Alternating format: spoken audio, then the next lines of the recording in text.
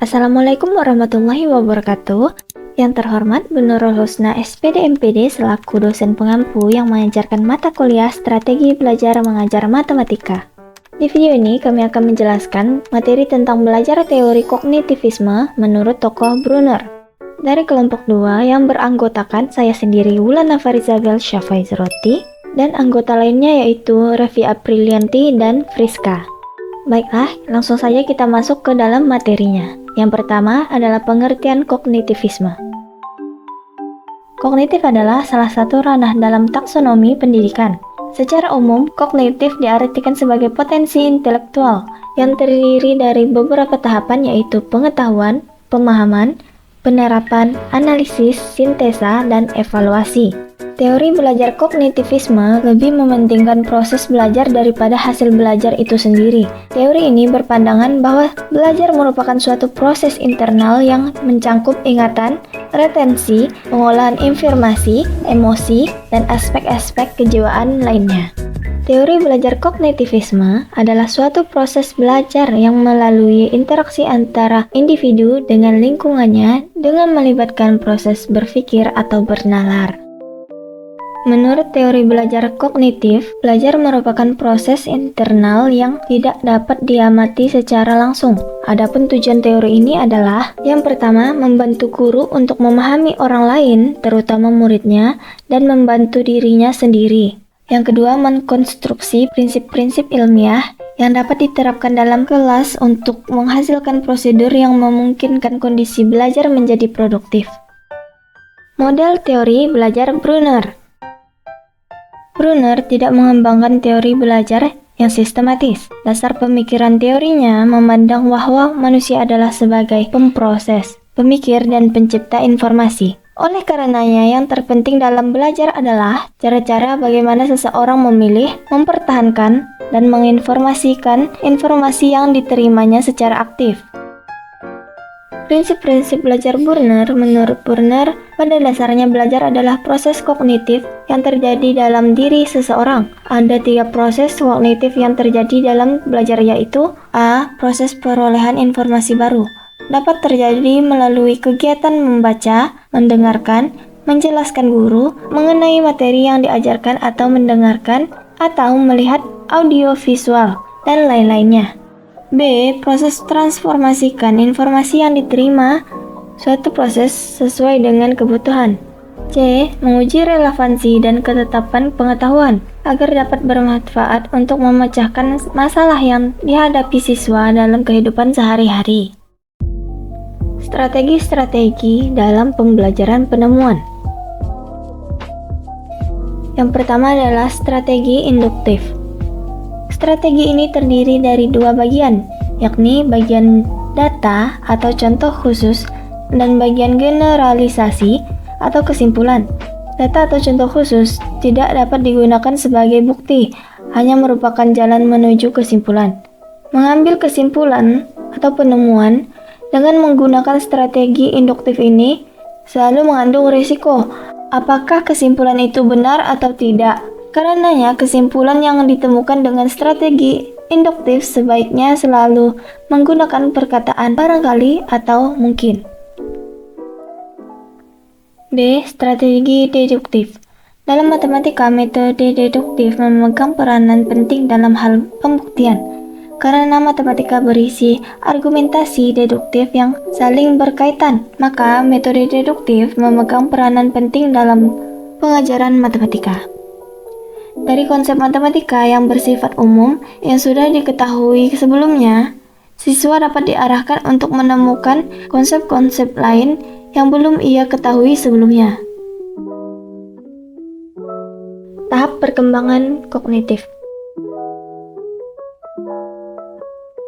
Yang pertama adalah tahap enaktif pada usia 0-8 tahun, merupakan fase seorang anak mencoba memahami lingkungan dengan objek konkret. Pada tahap ini, anak berfokus pada penggunaan keterampilan motorik mereka seperti mengunyah, menyentuh, meraih, dan lain-lain. Yang kedua adalah tahap ikonik pada usia 3-8 tahun. Merupakan fase seorang anak memahami lingkungan sekitar dengan gambar atau visual. Di fase ini, anak sudah dapat belajar dalam bentuk penampilan dan juga membandingkan suatu objek. Yang ketiga adalah tahapan simbolis pada usia 8 tahun. Seorang anak di mana sudah dapat mensimbolkan lingkungan sekitar dan merespon sesuatu kegiatan dengan baik melalui kemampuan bahasa, logika, dan matematika. Sehingga anak sudah dapat mengembangkan ide dan gagasan mereka secara mandiri. Model pengembangan kurikulum. Pertama, penyajian enaktif. Penyajian enaktif adalah penyajian yang dilakukan melalui tindakan, memiliki manipulasi yang tinggi. Dengan penyajian seperti ini, seseorang dapat memahami sesuatu dari melakukan sesuatu. 2. Penyajian ikonik. Penyajian ikonik pada masa remaja, bahasa menjadi lebih penting sebagai suatu media berpikir. Kemudian pada masa transisi, penyajian ikonik didasarkan pada penginderaan. Dilanjutkan dengan penyajian simbolik. Yang ketiga, penyajian simbolik. Penyajian simbolik ini dibuktikan dengan pada kemampuan seseorang untuk memikirkan posisi dibandingkan objek, memberikan struktur hierarkis pada konsep-konsep dan untuk memikirkan alternatif yang mungkin dalam suatu cara kombinatual. Manfaat dan contoh penerapan menurut Burner. Ada beberapa manfaat belajar sebagai berikut. Yang pertama, belajar penemuan dapat digunakan untuk menguji apakah belajar sudah bermakna. Yang kedua, pengetahuan yang diperoleh siswa akan tertinggal lama dan mudah diingat. Yang ketiga, belajar penemuan sangat diperlukan dalam pemecahan masalah, sebab yang diinginkan dalam belajar penemuan agar siswa dapat mendemonstrasikan pengetahuan yang diterimanya. Yang keempat, transfer dapat ditingkatkan di mana generalisasi telah ditemukan sendiri oleh siswa daripada disajikan dalam bentuk jadi. Kelebihan dan kekurangan model pembelajaran menurut Burner. Kelebihannya adalah sebagai berikut. A. Siswa dapat berpartisipasi aktif dalam pelajaran yang disajikan. B. Memberikan wahana interaksi antar siswa maupun siswa dengan guru. Dengan demikian, siswa juga berlatih untuk menggunakan bahasa Indonesia yang baik dan benar. C. Meningkatkan penalaran siswa dan kemampuan untuk berpikir bebas. D. Melatih keterampilan kognitif siswa untuk menentukan dan memecahkan masalah tanpa pertolongan orang lain. Kekurangan adalah sebagai berikut. A. Waktu yang tersita lebih lama. B. Beberapa siswa masih terbiasa dan mudah mengerti dengan model ceramah.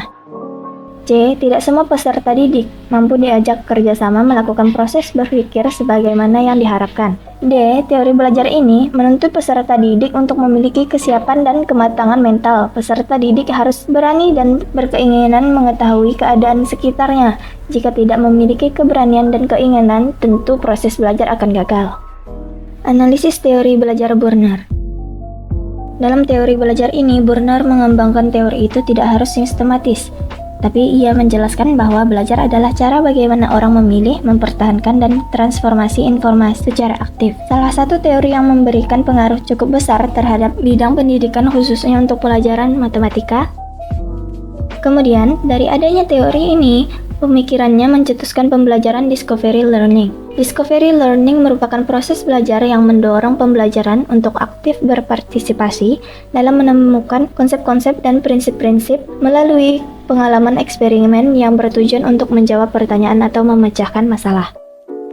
Pada dasarnya, setiap individu pada waktu mengalami atau mengenal peristiwa yang ada di dalam lingkungannya dapat menemukan cara yang menyatakan kembali peristiwa tersebut di dalam pemikirannya, yaitu suatu model mental tentang peristiwa yang dialaminya. Teori belajar Burner memiliki 3 tahapan belajar yang terkenal, yaitu tahapan enaktif, tahapan ikonik, dan tahapan simbolik. Implementasi teori belajar J. Burner.